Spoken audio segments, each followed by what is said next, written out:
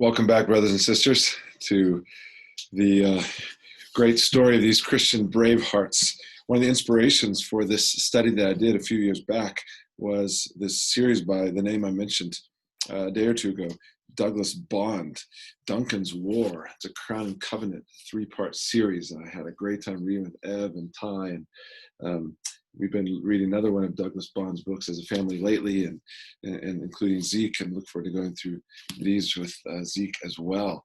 Steve Lawson also has a great biography on John Knox, a brief little summary here of what it means to have a fearless faith. Also highly recommend these to you. There's few things more exciting than church history and how it fires our faith and sets before us these manly examples of Christian courage and heroic obedience to the Lord. Here's where we've been last time, if you recall, Scottish church history, and these Christian bravehearts we're learning from, the Covenanters. King James had died, Charles I had replaced him, hated the Scottish Christians, these Covenanter Presbyterians. There's a picture there of that lady Jenny Geddes throwing her stool in righteous anger against the blasphemer and the false teacher in the pulpit that had come over from the Anglican Church and was enforcing unbiblical things on their church. And William Laud was unloosed, as we mentioned last time. And then, as you know, we talked about the two major covenants that defined these Covenanters, who were people of their word, who gave their pledge, and their yes was yes, and they wanted to nail their colors to the mast and put a stake in the ground of their biblical conviction, how crucial this is in a wishy-washy, very effeminate age where nobody knows what they believe anymore, and everything's just a suggestion or an opinion or second-guessing or hesitating. It's a virtue to look and sound humble and not certain of anything. But the Bible warns that the trumpet should give no uncertain sound. And these are great examples of that. And so remember, they signed that national covenant, and then they signed that solemn league and covenant. Then Charles II takes the throne. He acts like he's a friend of these Covenanters, the Scottish Presbyterians. But then we're going to learn today about this 28-year furnace persecution as I sit here by the fireplace for the Covenanters. Now, picking up that story, it was S.M. Houghton, the historian, who describes these events of the Civil War and Commonwealth periods for England. We're not going to discuss, but Scotland and England basically started falling apart now in the 1640s and 50s, not without war, only to be brought together again politically by the union of the parliaments, which England enforced after its military triumph. But England as a nation soon got tired of this Puritan domination, and in 1660, the son of Charles then returns to rule England and Scotland as Charles II. Remember, this was all with assumption of this national church, that you didn't have to be converted, you just had to be born into it. A citizen of the political kingdom made you a member of the church. It was compulsory, not voluntary. Very deadly, again, a Roman Catholic hangover and an unbiblical concept that caused so much damage. So almost immediately, Charles II takes the throne and he martyrs the man who enthroned him as king, the Marquis, or Marquis, as they pronounced it, of Argyle, the first martyr of the Covenanting cause, whose dying words were, "I set the crown on the king's head, he hastens me to a better crown." What a courage. What an eternal heavenly focus.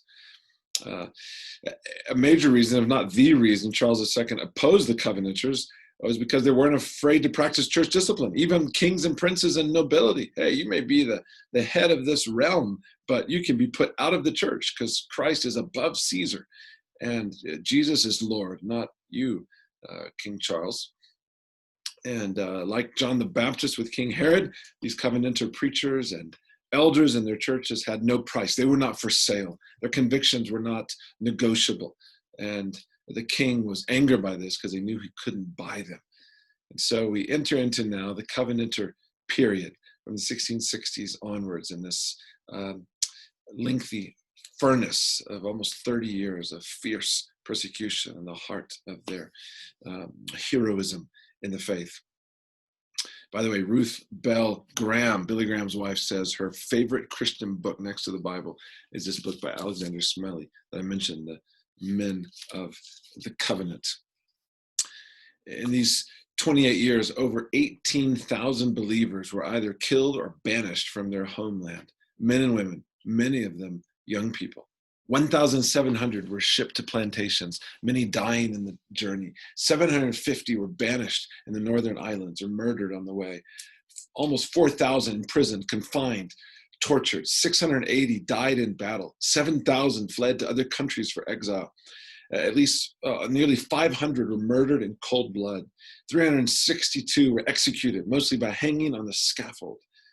And usually in Edinburgh, and after they were hung, their bodies were dressed on a table in the historic Magdalene Chapel. Michelle and I have been to that chapel. We have seen that table.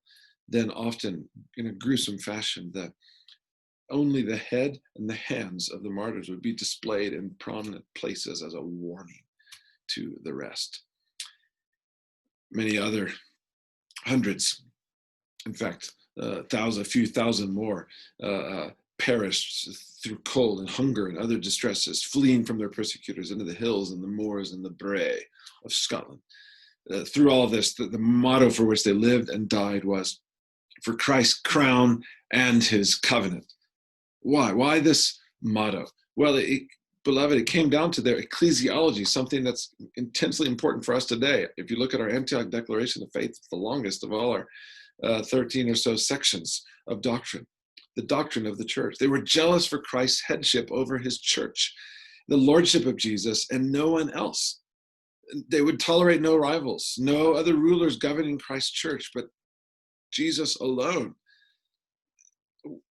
They had not forgotten the centuries Scotland spent in darkness under the reign of the Pope, where man-made traditions and rituals and superstition ruled the church instead of Christ's word, the sacred scriptures, the Bible. But thanks to the Protestant reformers and brave men of the faith like Wycliffe and Tyndale and Luther and Calvin and John Knox, God's word had been rescued from the dungeons and restored to its rightful place at the helm of the ship, at the center of the church.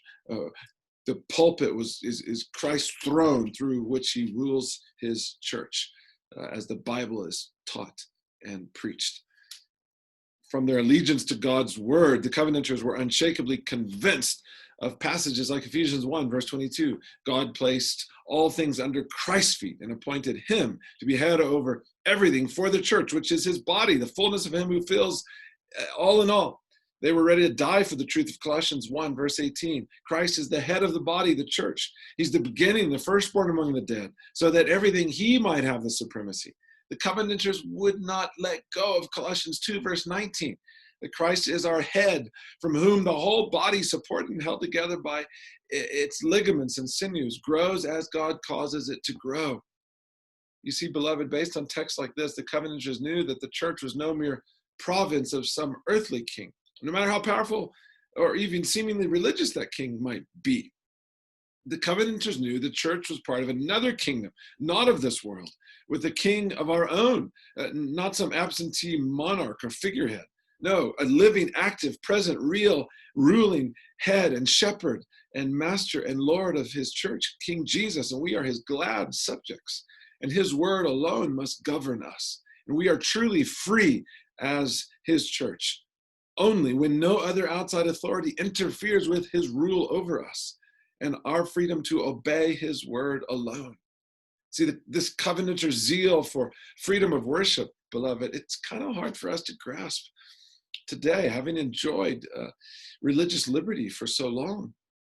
But who knows, as we see the world changing before our very eyes, religious freedom increasingly threatened our Christian brothers and sisters in places like China and Iran and Middle East and Northern Africa and Indonesia and Myanmar and so forth, dying under the same banner as the Covenanters for Christ's crown and his covenant. Perhaps also, friends, we underestimate all the ways that Christ's crown and lordship is already being undermined in our churches and threatened more than we realize. Maybe not outward as much through political pressure, though that seems to be increasing, but especially in areas or and even recent rulings here in South Africa requiring ministers to perform gay and lesbian marriages and so forth. But think also of the subtle and perhaps even more dangerous ways that we are tempted to usurp Christ's crown rights in our church, perhaps through pragmatism and consumerism, individualism, and private spirituality that undermines the corporate gathering of the church. Postmodernism and sentimentalism, psychology, selfish narcissism, and so forth.